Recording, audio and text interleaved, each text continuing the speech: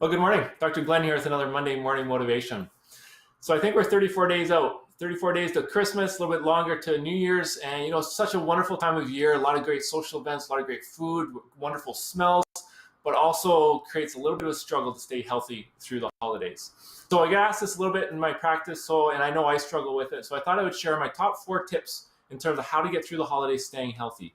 Now, remember, I'm saying stay healthy. A lot of people equate these lists to making sure you don't gain weight, which is very important, but it's much more than that. We want to make sure we stay healthy.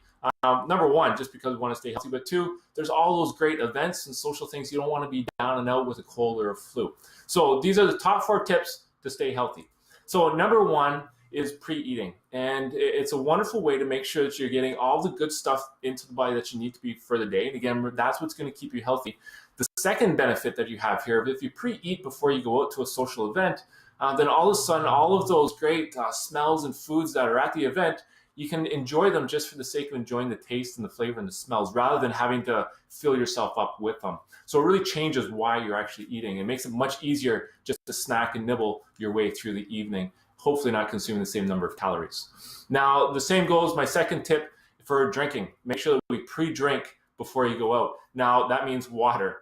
Make sure that you're drinking lots of water, and it's not right before you go out, but throughout the entire day, making sure that you're staying hydrated. Number one, we've explained all the benefits of making sure you stay hydrated through the day. But number two, again, when you're out, you can make sure that you're drinking for the flavor and the social atmosphere rather than because you're thirsty and quenching your thirst. Just a little food for thought here. Remember that when you consume a glass of wine, it's about equivalent in calories to eating 2 Lindor chocolate truffles as well. So a good image for you when you're out there enjoying that glass of red wine. Sorry. Number 3 is to pre-plan.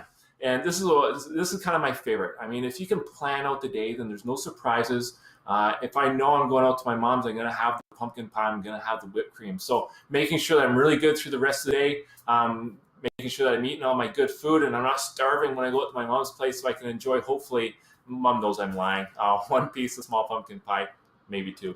But really pre-plan. Know where your snacks are going to come, where those special foods are going to enter in your diet so that you're not going overboard and you know where they're going to happen.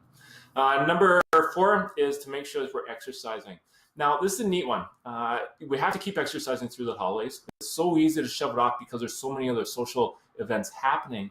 But one of the best tips that I read about was make sure the social event is actually around exercise. So if it's a group of friends going out, why does it always have to be around a meal or some kind of cocktail event when really you could all go out for a run and enjoy a nice breakfast afterwards, or go out for a lunch after you go for some kind of long bike ride or something like that. So really trying to either make sure that you're good about increasing the amount of activity throughout the day or making one of those social events around activity. I think we're on the number 5.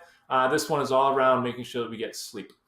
Sleep is kind of interesting. It's more cumulative than what happens each night. So if we lose sleep, you have a few nights where you have to catch up to it, but you can also kind of store up your sleep. Now, it's not quite as simple as that, but making sure that you're getting lots of good sleep in the nights around all those late night activities. So when you do go out for one night, it's not going to completely drain your sleep tank. You'll still have a little bit in there, catch up over the next 2 to 3 days, and then head out for your other event. Depends how busy your social calendar is. So those are the top 5 I think I gave you in terms of ways to stay healthy and probably stay at the same weight, because I know that's important throughout the holidays. You know where I am, Dr. Glenn at rfwellness.ca. If you have any questions, concerns around this at all, if one of the tips aren't working for you and want to try something else, if you want to pass anything by me, get a hold of me. Thank you again for all the concerns. I didn't realize how many well wishes that last Monday motivation would get me about my finger, but I appreciate all those comments as well. So have a great lead up to the holidays, and I'll see you next Monday morning.